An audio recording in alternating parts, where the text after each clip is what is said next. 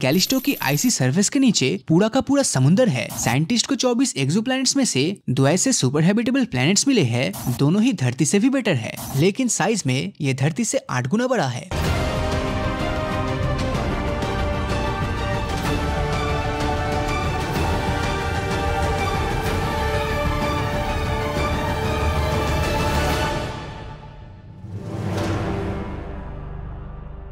हमारे solar system में ही एक ऐसा प्लैनेट मौजूद है जिस पर रहने की कंडीशन धरती से भी बेटर है, पर इसके बावजूद कोई इसको नोटिस तक नहीं कर रहा। इसका नाम है कैलिस्टो, जो कि जुपिटर का सेकंड लार्जेस्ट मून है। और इस इमेज के अंदर आप जिस व्हाइट चीज को देख रहे हो वो असल में कैलिस्टो पर मौजूद बर्फ ही है। शुरुआत में तो इसे सोलर सिस्टम की एक डेड इनेक्ट इस प्लैनेट को 2000 कहा जाता है धरती। TOI star system. इस स्टार सिस्टम में 2 प्लैनेट्स इसके हैबिटेबल जोन में आता है, जो कि है TOI 700d और TOI 700e। ये दोनों ही एक्सोप्लैनेट का मास हमारी धरती जैसा ही है। जहाँ TOI 700d 28 दिन में अपने सूरज का चक्कर लगाता है, तो वहीं पर TOI 700d 37 दिन में, और दोनों ही धरती के साइज के लगभग बराबर है। अगर इन दोनों प्लैनेट पर ही एक तरह का एटमॉस्फेयर हुआ, तब इनका तापमान हमारी धरती से भी ज्यादा होगा, जो इनकी हैबिटेबिलिटी के लिए एक गेम चेंजर है। साइंटिस्ट ने पाया कि TOI 700d पर बहुत से प्लैनेट्स मौजूद है, और अगर किसी दिन हम यहाँ पर पहुँच गए तब वो लाइफ फॉर्मिंग प्लैनेट्स हमारी धरती के जैसा ही होगा। लेकिन क्या ऐसा थियोरेटिकली पॉसिबल है कि दूसरे प्लैनेट्स पर धरती जैसा ही लाइफ फॉर्म मौजूद हो? एवोल्यूशन एक ऐसी चीज है जिसे ग्रेविटी की तरह ही नेचर का यूनिवर्सल लॉ माना गया है, यानी वो नियम जो ब्रह्मांड के हर जगह काम करता है। इस प्रोसेस में एक दूसरे से रिलेट करने वाली स्पीसीज एक जैसे प्राकृतिक मुश्किलों का सामना करते हुए इवॉल्व हो जाता है, क्योंकि किसी भी एलियन प्लैनेट पर लाइफ का स्टार्टिंग पॉइंट काफी सिंपल रहता है। जो सुपर हैबिटेबल प्लैनेट्स होंगे वो काफी पुराने होंगे, साथ ही उसका साइज काफी बड़ा, टेम्परेचर वार्म, और धरती के मुकाबले वहाँ ज्यादा नमी होगी। ये प्लैनेट्स ऐसे स्टार्स को ऑर्बिट कर रहे होंगे जो हमारे सूरज से भी ज्यादा पुराने हैं, और उनका लाइफ स्पैन भी सूरज से लंबा होगा। ऐसा माना जाता है कि हमारा सूरज करीब 10 बिलियन सालों तक एग्जिस्ट करेगा, और जब बात धरती पर मौजूद लाइफ की आती है, तब धरती पर कॉम्प्लेक्स लाइफ फॉर्म होने में करीब 4 बिलियन साल लगे। हालांकि कुछ स्टार्स ऐसे हैं जिनकी लाइफ हमारे सूरज से भी ज्यादा लंबी है, जिसके चलते इनके प्लैनेट्स पर लाइफ को इवॉल्व होने का ज्यादा समय मिल जाता है। तो अब सवाल आता है कि आखिर हम इन प्लैनेट्स में एलियन लाइफ को ढूंढेंगे कैसे? इसके लिए सबसे पहले हमें के स्टार्स को ढूंढना होगा, जिन्हें सिंपल वर्ड्स में रेड ड्वार्फ भी कहा जाता है। रेड ड्वार्फ बाकी स्टार्स के मुकाबले काफी ठंडे होते हैं, और इनकी ल्यूमिनोसिटी यानी कि रोशनी भी काफी कम होती है। साथ ही साथ ये 20 से 70 बिलियन सालों तक वजूद में रहते हैं। अगर हम धरती से कंपेयर करें तो रेड ड्वार्फ को ऑर्बिट करने वाले किसी प्लैनेट पर अगर लाइफ मौजूद है, तब उसको इवॉल्व और एडाप्ट होने में धरती से भी ज्यादा समय मिल गया होगा, और इसकी आइडियल एज भी लगभग 5 से 8 बिलियन साल होगी। मतलब हो सकता है कि आज की तारीख में जिस प्लैनेट पर लाइफ का नामो निशान नहीं है, वहाँ आज से लाखों करोड़ों साल बाद एलियंस रहने लगे, और शायद तब तक हम इंसानों का अस्तित्व ही इस यूनिवर्स से गायब हो जाए। इसी के चलते हमारे लिए एलियन लाइफ को ढूंढ पाना बहुत ही मुश्किल है। KOI planets. इन 2 प्लैनेट्स का नाम है KOI 5715.01 और KOI 5554.01। अब ये दोनों ही लाइफ के एवोल्यूशन के लिए बिल्कुल परफेक्ट है। पहले प्लैनेट KOI 5715.01 का सरफेस टेम्परेचर धरती के मुकाबले सिर्फ 2.4 डिग्री सेल्सियस ही कम है, लेकिन साइज में ये धरती से 8 गुना बड़ा है, जिसका मतलब इसका लैंड सरफेस एरिया और ग्रेविटी धरती से काफी ज्यादा होगी। अब अगर पानी की बात की जाए तो इसके खुद के सूरज और प्लैनेट्स के बीच की दूरी के अकॉर्डिंग यहाँ बहुत सारा पानी मौजूद तो जरूर होना चाहिए। दूसरे प्लैनेट का टेम्परेचर 27 डिग्री सेल्सियस है, जो आपको एसी में रहने जैसा फीलिंग देगा। तो इससे एक बात तो क्लियर है कि कंफर्ट के मामले में ये प्लैनेट हमारे लिए परफेक्ट है। अब यहाँ जमीन के टेक्टोनिक प्लेट्स की हलचल की वजह से नाइट्रोजन साइकिल कंटिन्यूअसली चलती रहती है। अब आप बोलोगे कि नाइट्रोजन से लाइफ फॉर्म थोड़ी ना होगा, बिकॉज हम में से ज्यादातर लोगों को लगता है कि धरती पर ऑक्सीजन ज्यादा होना मोस्ट इम्पोर्टेंट है, पर सच तो ये है कि धरती पर सबसे ज्यादा नाइट्रोजन है। यहाँ तक हवा में भी 78% सिर्फ नाइट्रोजन ही है, और यही नाइट्रोजन प्रोटीन और डीएनए जैसे केमिकल फॉर्म में कन्वर्ट होती है, जो हम इंसानों के रहने के लिए आइडियल सिचुएशन पैदा करती है।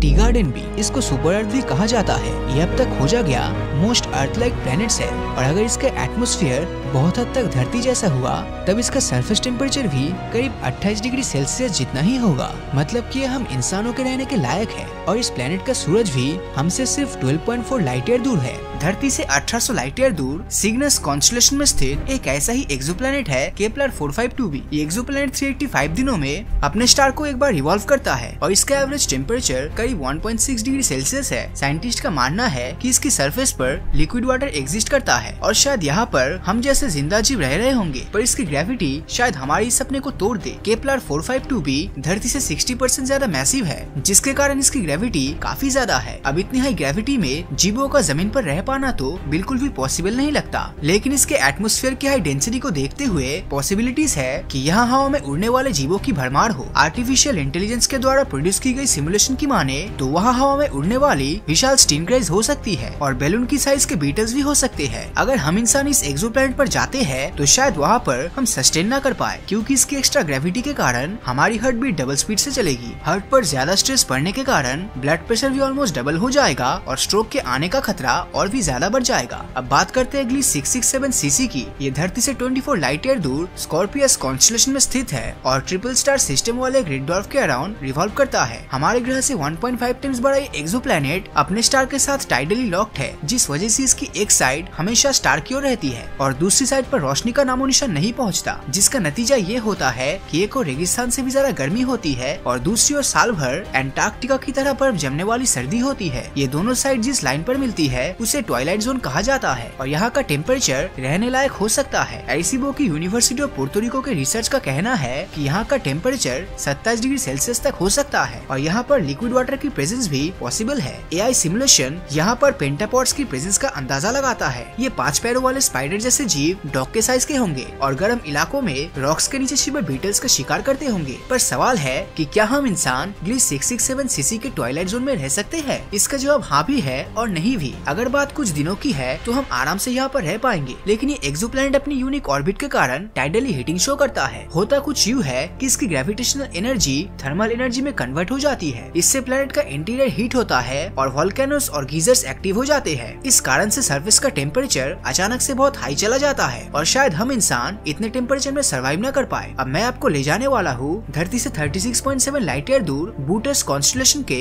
ब्राइटेस्ट स्टार अरेक्टोरस के सैर पर। ये एक रेड जायंट स्टार है और इसकी ब्राइटनेस हमारे सूरज से 100 गुना ज्यादा है। अपनी करंट टेक्नोलॉजी से हम अरेक्टोरस के अराउंड कोई भी एक्सोप्लैनेट खोजने में नाकाम रहे हैं, पर एआई सिमुलेशन के अनुसार एक समय यहाँ पर धरती जैसा एक प्लेनेट एग्जिस्ट करता था। साइंटिस्ट ने इसको अरेक्टोरस से नाम दिया है। जब अरेक्टोरस एक रेड जायंट स्टार बना तो ये एक्सोप्लैनेट रेगिस्तान में बदल गया और स्टार के अंदर ही समा गया। अगर उस समय अरेक्टोरस ए पर कोई एलियन सिविलाइजेशन रहती होगी तो शायद उसने इस कैटास्ट्रोफे को पहले से ही प्रेडिक्ट कर लिया था और वो अपने आप को इससे बचाने के लिए इतनी एडवांस्ड भी बन चुकी होगी। हो सकता है वो एडवांस्ड सिविलाइजेशन आज भी अरेक्टोरस ए पर विशाल ग्लास डोम्स के अंदर रहती हो। ऐसे ग्लास डोम्स के अंदर हजारों प्लैनेट्स लगे हुए होंगे जो वहाँ के जीवों के लिए पानी और ग्लूकोज का फॉर्मेशन करेंगे। ये जीव कुछ हद तक ऑक्टोपस की तरह होंगे, जिनमें दिमाग तो होगा पर बॉडी के नाम पर सिर्फ नर्वस सिस्टम होगा। देखने में ये अलग अलग जीव लगेंगे पर कंप्यूटर नेटवर्क की तरह ये सभी आपस में कनेक्टेड होंगे। अमेरिका के ओरेगन में रिसर्चर्स को कुछ ऐसा ही प्लांट्स मिला है जिसे आर्मिलिया ओस्टियो नाम दिया गया है। ये 10 स्क्वायर किलोमीटर में फैले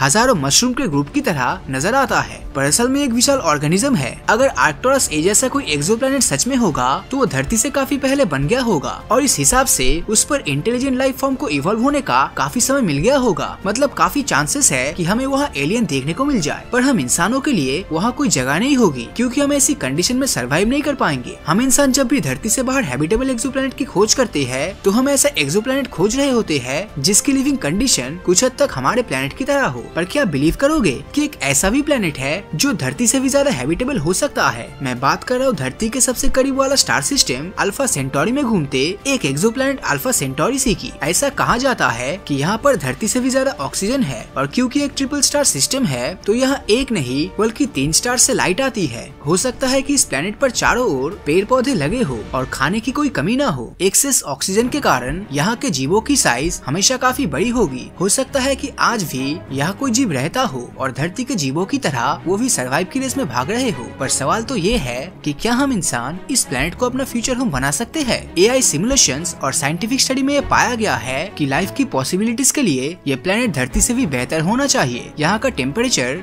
इंसानों के लिए ऑप्टिमम होगा और यहाँ पर लिक्विड वाटर की प्रेजेंस भी होगी। पर ट्रिपल स्टार सिस्टम में होने के कारण यहाँ के सीजन चेंजेस बहुत ही एक्सट्रीम लेवल का मौसम ला सकता है। जैसे यहाँ गर्मियों के मौसम में तापमान 60 डिग्री सेल्सियस को टच कर सकता है और सर्दियों के मौसम में ये -90 डिग्री तक पहुँच जाता है। इतना एक्सट्रीम टेम्परेचर हमें धरती पर 1000 सालों में एक बार ही देखने को मिलता है। चाहे सहारा के गर्म रेगिस्तान हो या अंटार्कटिका का बर्फीला मैदान, हम इंसानों ने हर जगह अपनी प्रेजेंस बनाई है और हम स्पेशल इक्विपमेंट्स की मदद से अल्फा सेंटोरी सी पर भी जरूर सरवाइव कर लेंगे। साल 2005 में साइंटिस्ट के पास सैटर्न के मून टाइटन से एक ऐसा सिग्नल आता है जो इस बात की ओर इशारा करता है कि हमारे सोलर सिस्टम में हम इंसानों के अलावा भी कोई और एलियन लाइफ मौजूद है। इस सिग्नल में कुछ ऐसा था जिससे साइंटिस्ट को टाइटन पर वाटर, हाइड्रोजन, मीथेन और नाइट्रोजन साइकिल होने के सबूत मिले। और ये सारी चीजें कोई नॉर्मल बात नहीं है, क्योंकि ये चीजें वही है जिनके कारण आज धरती पर भी जीवन संभव है। और यही कारण है कि साइंटिस्ट का मानना है कि टाइटन पर भी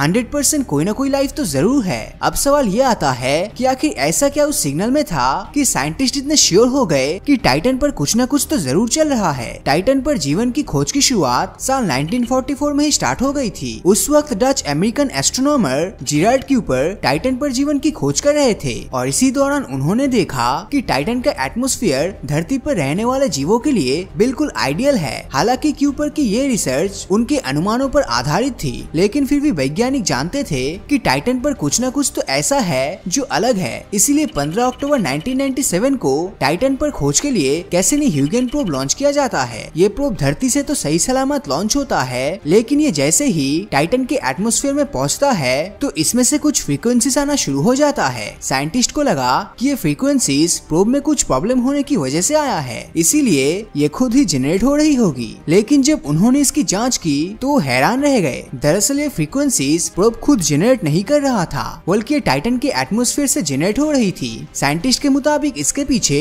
दो कारण हो सकते थे, या तो टाइटन का एटमॉस्फेयर ये फ्रीक्वेंसी जनरेट कर रहा था या फिर वहाँ पर मौजूद किसी दूसरे एलियन लाइफ के कारण ये सब हो रहा था। अब जब प्रोब ज्यादा टेस्टिंग के लिए टाइटन की जमीन पर उतरता है और वहाँ पर मिट्टी के कुछ सैंपल्स लेता है तो वहाँ उसे कुछ अजीब दिखाई देता है। जब उसने टाइटन की मिट्टी की केमिकल टेस्टिंग की तो पता चला कि टाइटन के एटमॉस्फेयर में हाइड्रोजन फॉर्मेशन तो होता है और ये पूरे एटमॉस्फेयर में इक्वली डिस्ट्रीब्यूट भी हो रहा है। लेकिन जहाँ ये हाइड्रोजन अपने हल्के वेट के कारण एटमॉस्फेयर में रहना चाहिए, वहीं पर ये गायब हो रहा है। अब ये हैरानी की बात इसलिए है क्योंकि हमारी धरती पर कई ऐसे स्पीसीज है जो धरती के एटमॉस्फेयर से हाइड्रोजन खींचकर जिंदा रहती है, और अगर हम इसे टाइटन पर देखें तो टाइटन पर भी यही हो रहा है। इसीलिए साइंटिस्टों का अनुमान है कि टाइटन पर भी ऐसी स्पीसीज मौजूद है। इसके अलावा टाइटन के एटमॉस्फेयर में एसिटिलीन और नाइट्रोजन का अमाउंट बहुत ही कम है। धरती पर कई ऐसे ग्राउंड वाटर माइक्रो ऑर्गेनिज्म है जो एसिटिलीन पर जिंदा रहती है। इसीलिए पॉसिबिलिटीज है कि टाइटन पर भी ऐसे ही माइक्रो ऑर्गेनिजम्स है। लेकिन इन माइक्रो ऑर्गेनिजम्स के बारे में सबसे खास बात ये है कि ये पानी में नहीं बल्कि इथेन और मीथेन में रहता है। साइंटिस्ट के मुताबिक यही माइक्रो ऑर्गेनिजम्स टाइटन के एटमॉस्फेयर में नाइट्रोजन की मात्रा बढ़ा रहे हैं और यही नाइट्रोजन साइकिल हमें धरती पर भी दिखाई देती है। टाइटन पर होने वाले वोल्केनिक इरप्शन भी इससे जुड़ी लाइफ के बारे में काफी कुछ बताता है। जब साइंटिस्ट ने इसकी मिट्टी के सैंपल्स की जांच की तो उन्हें पता चला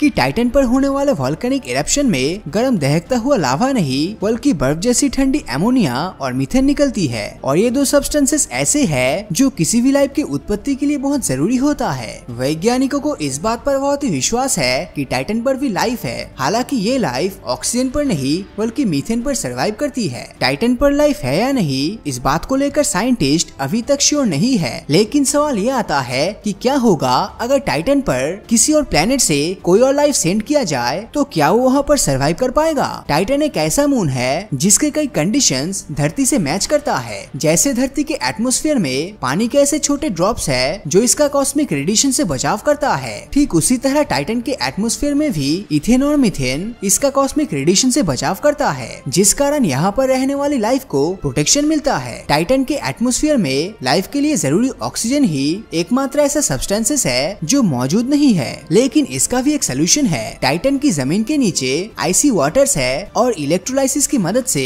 हम आइसी वाटर से ऑक्सीजन जनरेट कर सकते हैं, जिसका मतलब है कि हमें ऑक्सीजन के लिए परेशान होने की जरूरत नहीं है। टाइटन का कंपैरिजन अगर हमारे पड़ोसी मंगल से करे तो मंगल पर ना तो पानी है और ना ही एटमॉस्फेयर है, जिसका मतलब है कि भविष्य में ह्यूमन कॉलोनाइजेशन के लिए टाइटन मार्स से अच्छा ऑप्शन हो सकता सकता है, लेकिन टाइटन भी हमारे लिए पूरी तरह से परफेक्ट नहीं है। इसमें भी कुछ प्रॉब्लम्स है, जैसे धरती के मुकाबले टाइटन सूरज से बहुत ही दूर है, जिस कारण यहाँ पर धरती की सिर्फ 1% सनलाइट ही पहुँचती है और इसमें से 90% सनलाइट तो इसका मोटा एटमॉस्फेयर ही एब्जॉर्ब कर लेता है, जिस कारण सरफेस तक हीट नहीं पहुँच पाती है और सरफेस का टेम्परेचर -179 डिग्री सेल्सियस तक चला जाता है और धरती पर तो हम -30 डिग्री के नीचे के टेम्परेचर पर भी सरवाइव नहीं कर पाते हैं। तो टाइटन पर तो सोचना ही बेकार है। हालांकि अगर हम हमारी धरती को देखें तो 3.7 बिलियन साल पहले धरती भी टाइटन जैसा ही थी, लेकिन इसी दिन हुए एक इलेक्ट्रिक स्पार्क ने सब कुछ बदल कर रख दिया। धरती पर मौजूद फास्फोरस और हाइड्रोकार्बन्स को ब्रेक करके